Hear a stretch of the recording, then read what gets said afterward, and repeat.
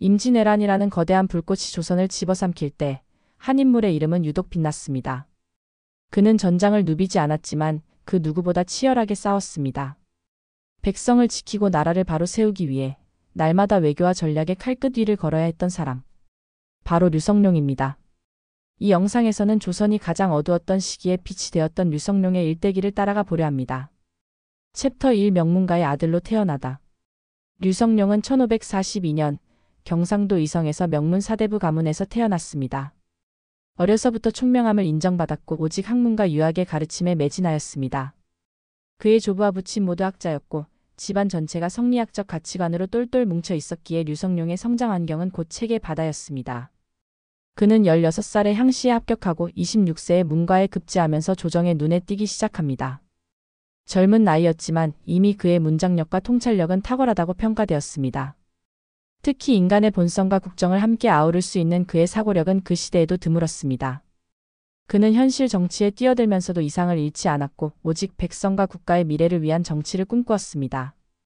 류성룡의 이러한 철학은 이후 임진왜란이라는 거대한 위기 속에서 더욱 강하게 빛을 발하게 됩니다. 챕터 2 조선의 중추를 책임지다. 류성룡은 중종 말에서 선조 초기에 이르기까지 중요한 관직을 두루 거쳤습니다. 그는 병조참회, 이조판서, 예조판서를 비롯하여 도승지와 좌의정까지 역임하며 국정을 이끌었습니다. 당시 조정은 붕당 정치로 혼란했고 외세의 위협도 점점 가시화되고 있었습니다. 류성룡은 당파에 치우치지 않고 실리를 추구하는 정책으로 조정을 안정시키고자 했습니다. 특히 그의 외교 감각은 탁월하여 명나라와 일본 사이에서 조선을 지키기 위한 다층적 외교 전략을 시도하였습니다. 그는 전쟁이 발발하기 전부터 일본의 침공 가능성을 간파하고 국방개혁의 필요성을 강력히 주장했습니다. 그러나 조정은 그의 경고를 무시했고 결국 1592년 임진왜란이 발발하게 됩니다. 이로써 그의 위기 대응 능력은 더욱 중요해졌습니다. 챕터 3 전쟁의 한가운데에서 싸우다. 임진왜란이 발발하자 류성룡은 실질적인 조선의 최고 책임자 중 한 명으로 활약하게 됩니다. 그는 영의정이 되어 국정을 통갈하며 전쟁을 지휘했고 무엇보다 이순신을 적극 발탁하고 지원한 인물로 잘 알려져 있습니다. 이순신을 삼도 수군 통제사로 임명하고 그에게 모든 정권을 부여해 수군의 재건을 이끌었습니다. 류성룡은 이순신의 전술 능력을 확신하며 정치적 방해에도 굴하지 않았습니다. 그는 군량 확보, 의병 조직, 군기 재정비 등 전방위적인 개혁을 추진했고 전국에 걸쳐 명령체계를 일원화했습니다. 그의 리더십 아래 조선은 점차 반격의 기회를 마련하기 시작했고 이순신의 한산도 대첩을 포함한 여러 해전의 승리는 그의 정치적 뒷받침이 있었기에 가능했습니다.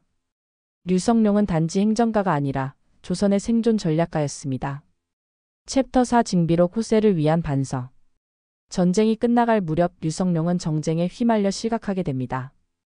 그러나 그는 권력을 잃은 뒤에도 붓을 들어 징비록을 집필하기 시작했습니다.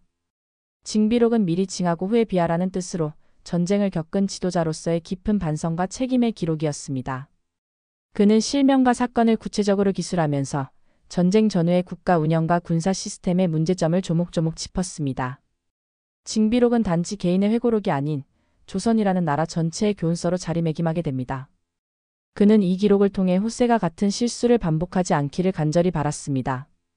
실제로 징비록은 이후 수백 년간 국가 위기 대응의 모범으로 읽히며 군사 및 행정개혁의 지침서로 평가받게 됩니다. 챕터 5 이순신과의 신뢰, 조선을 지키다. 류성룡과 이순신의 관계는 단순한 상하관계가 아니라 전장에서 국가를 구하려는 두 사람의 신념이 만들어낸 깊은 신뢰였습니다. 그는 조정 내에서 이순신을 시기하는 세력들로부터 그를 끝까지 지켜냈고 이순신이 옥에 갇히는 불합리한 순간에도 그를 다시 기용해야 한다고 외쳤습니다. 이순신 역시 류성룡의 기대에 부응하여 연전연승을 거두며 바다에서 조선의 숨통을 틔워주었습니다. 이 둘의 상호 신뢰는 결국 조선이 완전히 무너지지 않도록 지탱하는 핵심 축이 되었으며 정치와 군사의 조화로운 협력이 얼마나 중요한지를 여실히 보여주는 역사적 사례로 남았습니다. 조선의 운명이 위태로울 때 류성룡과 이순신은 서로를 믿고 행동했고 그 믿음이 나라를 지켜낸 셈입니다. 챕터 6 정치적 고립과 은퇴. 전쟁의 와중에도 조정은 여전히 붕당 싸움에서 벗어나지 못했고 류성룡은 점차 정치적으로 고립되어 갔습니다. 특히 대북과 서인의 대립은 점점 격화되었고 그 사이에서 실리를 추구했던 류성룡은 양측 모두에게 불편한 존재가 되었습니다. 결국 1598년 정권에서 밀려나 고향 안동으로 낙향하게 됩니다. 그는 관직에서 물러난 뒤에도 학문을 지속하며 후학 양성에 힘썼고 유학자로서의 삶에 충실했습니다. 그는 스스로를 성찰하며 권력에서 멀어진 자리에서도 국가를 생각하고 백성을 걱정했습니다. 그가 남긴 편지와 시문, 저술 속에는 권력에 연연하지 않고 진정성 있게 조선을 사랑했던 정치인의 진면목이 고스란히 담겨 있습니다. 은퇴 이후의 그의 삶은 정치가에서 사상가로의 진화를 보여줍니다. 챕터 7 유교 정치 철학의 집대성. 류성룡은 단순히 정치와 전쟁의 중심에 있었던 인물이 아닙니다. 그는 조선 후기 유학사에서 중요한 사상가이기도 했습니다. 성리학을 바탕으로 한 그의 정치 철학은 인간 중심의 행정, 실용주의적 개혁, 도덕적 지도자의 중요성을 강조했습니다. 특히 그는 정치는 사람을 얻는 데서 시작된다는 신념을 가지고 있었고, 신하로서의 충성과 백성을 위한 책임을 분리하지 않았습니다. 징비록 외에도 그는 다수의 문집과 경서주석서를 남기며 후학들에게 사상의 방향을 제시했습니다. 그는 조선 사회의 뿌리가 되는 도덕적 가치에 대해 깊은 고민을 거듭했으며 그것을 정치와 현실 속에서 실현하고자 했습니다. 이러한 사상은 이후 조선 후기 실학자들에게도 영향을 주며 류성룡의 사유가 단순한 유학적 원칙을 넘어서 실천 가능한 철학으로 남게 됩니다. 챕터 8 오늘날 류성룡을 다시 생각하다. 21세기의 대한민국에서 류성룡을 다시 되새기는 이유는 단순한 역사적 위인이기 때문만은 아닙니다. 그는 위기 속에서 결단을 내릴 줄 아는 리더였고 정쟁보다 백성을 먼저 생각했던 책임 있는 정치인이었습니다. 또한 패배 속에서 교훈을 찾아내고 그 교훈을 기록으로 남긴 지식인이었습니다. 그의 이야기는 지금 우리 사회가 직면한 위기에도 유효한 통찰을 줍니다. 현실 정치에서 이상을 잃지 않고 갈등 속에서도 협력의 길을 찾으며 무엇보다도 국민을 위한 정치를 해야 한다는 그의 철학은 지금 이 순간에도 울림을 줍니다.